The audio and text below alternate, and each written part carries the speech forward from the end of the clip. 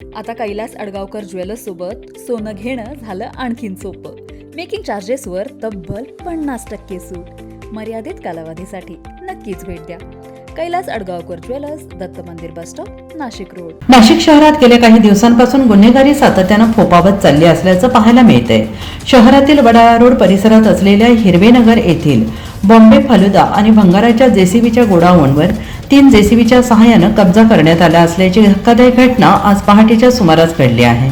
40 ते 50 जणांच्या टोळक्याने हा कब्जा करण्यात आला. विशेष म्हणजे बॉम्बे हॉटेलमध्ये 8 ते 9 कर्मचारी झोपलेले असताना बाहेरून त्यांच्या अंगावर जेसीबी घालण्याचा प्रयत्न करण्यात आला. अचानक जेसीबीचा आवाज आल्याने कर्मचारी झोपेतून जागे झाले आणि त्यांची एकच धावपळ उडाली. यहाँ पर 5:10 पे बुलडोज़र लेके आया, 3 बुलडोज़र था और हम लोगों को जगाया भी नहीं. हम लोग इधर सो रहे थे और ऊपर से गिराने लगे. जब हम लोग बाहर जा रहे थे तो हम लोगों के ऊपर ही ढकेल रहे थे. हम लोग उन लोगों को रोकने की कोशिश किया, फिर भी वो रुक नहीं रहे थे. फिर किसी तरह से हम लोग बाहर निकले.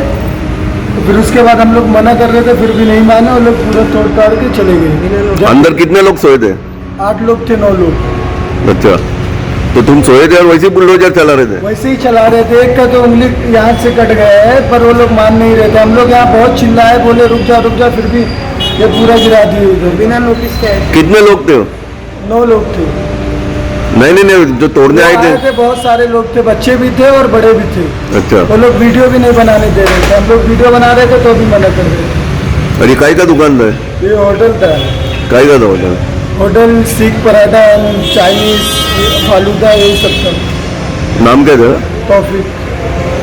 या घटनेनं नाशिक शहरात मोठी खळबळ उडालेली आहे. मात्र अचानक हा कब्जा घेण्याचा प्रयत्न करण्यात आला आणि याबाबत मुंबई नाका पोलिसात तक्रार देण्यासाठी गेलेली तक्रारदारांची तक्रार घेतली नाही. NCN न्यूजसाठी रोहन दानी, नाशिक.